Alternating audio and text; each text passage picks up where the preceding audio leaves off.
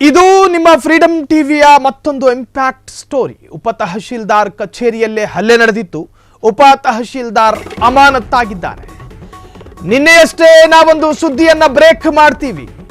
24 ಗಂಟೆ ಮಾಸುವ ಮುನ್ನ ಆ ಒಂದು ಸ್ಟೋರಿಗೆ ಇಂಪ್ಯಾಕ್ಟ್ ಸಿಕ್ಕಿದೆ. ಗದಗ ಉಪ ತಹಶೀಲ್ದಾರ್ SD ವಾಲ್ಮೀಕಿ ಅಮಾನತುಗೊಳಿಸಿ ಆದೇಶ ಹೊರಡಿಸಲಾಗಿದೆ. ಗದಗ ಜಿಲ್ಲಾಧಿಕಾರಿ CN ಶ್ರೀಧರ್ ಆದೇಶ. ವಿಚಾರಣೆ ಬಾಕಿ ಉಳಿಸಿ ಅಮಾನತುಗೊಳಿಸಿದ ಗದಗ ಜಿಲ್ಲಾಧಿಕಾರಿ. ಪೂರ್ವಾನುಮತಿ ಇಲ್ಲದೆ ಕೇಂದ್ರ ಸ್ಥಾನ ಬಿಟ್ಟು ಹೋಗದಂತೆ ಆದೇಶವನ್ನು ಕೂಡ ಕೊಡಲಾಗಿದೆ. ಅಕ್ಷಯ್ ಬೊಳ್ಳಳ್ಳಿ ಎಂಬ ಯುವಕನ ಹಲ್ಲೆ ನಡೆಸಿದ್ದ ಉಪ ತಹಶೀಲ್ದಾರ್ ಕಾಂಗ್ರೆಸ್ ಮುಖಂಡ ವಿದ್ಯಾಧರ್ ದೊಡ್ಡಮನಿ ಜೊತೆಗೆ ಸೇರಿಕೊಂಡು ಹಲ್ಲೆ ಮಾಡಿದ್ದ. ಈ ಬಗ್ಗೆ ನಿಮ್ಮ ಫ್ರೀಡಂ ಟಿವಿ ಸುದ್ದಿ ಪ್ರಸಾರ ಮಾಡಿತ್ತು. 12 ಗಂಟೆಯ ನಂತರ ಬಾರಲ್ ಕೂತ್ಕೊಂಡು ಕೊಳೆತ ದ್ರಾಕ್ಷಿ ಹಣ್ಣಿನ ರಸ ಗಂಟ್ಲ ಕೆಳಗಿಳಿಸ್ಕೊಂಡು ಆ ಅಮಲು ಮಸ್ತಿಷ್ಕಕ್ಕೆ ಬಡದಾಗ ಹೆಂಗ್ ಬಾರ್ಗಳಲ್ಲಿ ಹೊಡೆದಾಟ ಆಗುತ್ತೆ ನೋಡಿ, ಅದೇ ಥರ ತಹಶೀಲ್ದಾರ್ ಕಚೇರಿಯಲ್ಲಿ ಹೊಡೆದಾಟ ಆಗಿತ್ತು. ಈ ಮಂಗಗಳು ಯಾವುದೋ ಒಂದು ವೈಯಕ್ತಿಕ ಅಪಘಾತದ ಕಾರಣವನ್ನು ಇಟ್ಕೊಂಡು ಒಂದು ತಹಶೀಲ್ದಾರ್ ಕಚೇರಿ ಅಂದರೆ ಏನು ಅನ್ಕೊಂಡಿದ್ದಾರೆ ಇವರು? ಆತನನ್ನು ಕರೆಸಿ ಹೊಡೆಯೋದಕ್ಕೇನದು ಪಟ್ಟಣಗೆರೆ ಶೆಡ್ ಅನ್ಕೊಂಡಿದಾರೋ ಗೊತ್ತಿಲ್ಲ. ಪಟ್ಟಣಗೆರೆ ಶೆಡ್ಡಿಗೂ ಮೀರಿದ ಗಲಾಟೆ ಆಗಿತ್ತದು. ಒಬ್ಬ ಯುವಕನಿಗೆ 10 ಜನ, ಅವರೆಲ್ಲರೂ ಕೂಡ ಅಧಿಕಾರಿಗಳಂತೆ. ಈ ಮಂಗಗಳನ್ನು ಆ ಸ್ಥಾನಕ್ಕೆ ತಂದು ಕೂರಿಸಿದವರು ಯಾರು?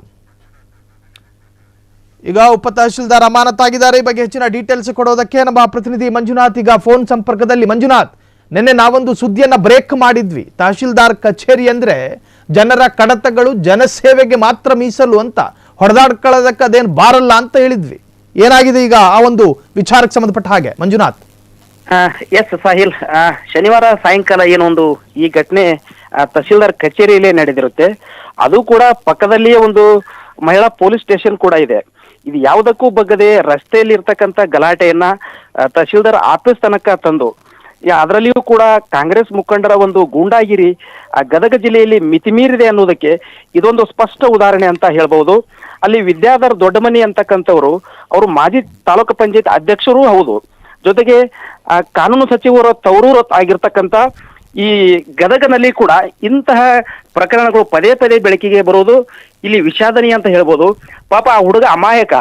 ಅಲ್ಲಿ ಬಂದವನನ್ನ ನೀವು ಅವರು ಆಫೀಸ್ಗೆ ಕರೆಸ್ಕೊಂಡು ಹೊಡಿತಾರೆ.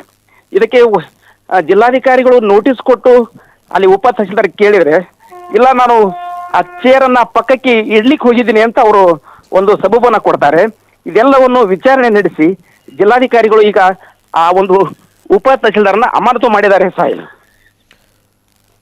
ಈಗ ಉಪ ತಹಶೀಲ್ದಾರ್ ಅಮಾನತಾಗಿದೆ. ಈ ಬಗ್ಗೆ ಏನಾದ್ರೂ ಪ್ರಕರಣ ದಾಖಲಾಗಿತ್ತಾ ಮಂಜುನಾಥ್? ಪ್ರಕರಣ ದಾಖಲಾಗಿದೆ ಅಂತ ಹೇಳಾಗ್ತಾ ಇದೆ. ಬಟ್ ಅದ್ರ ಬಗ್ಗೆ ಇನ್ನೂ ಸ್ಪಷ್ಟತೆಯನ್ನ ನೀಡಿಲ್ಲ. ವಿಚಾರಣೆ ಮುಗಿಯುವವರೆಗೂ ಕೂಡ ನಿಮ್ಮ ಸ್ಥಾನವನ್ನ ಬಿಟ್ಟು ಅಥವಾ ನೀವು ಗದಗನ ಬಿಟ್ಟು ಎಲ್ಲಿಯೂ ಹೊರಗಡೆ ತೆರಳುವಂತಿಲ್ಲ ಅಂತ ಕೂಡ ಆದೇಶದಲ್ಲಿ ಸ್ಪಷ್ಟವಾಗಿ ಜಿಲ್ಲಾಧಿಕಾರಿಗಳು ಉಲ್ಲೇಖವನ್ನು ಕೂಡ ಮಾಡಿದ್ದಾರೆ. ಥ್ಯಾಂಕ್ ಯು ಮಂಜುನಾಥ್ ತಮ್ಮೆಲ್ಲ ಡೀಟೇಲ್ಸ್ಗೆ.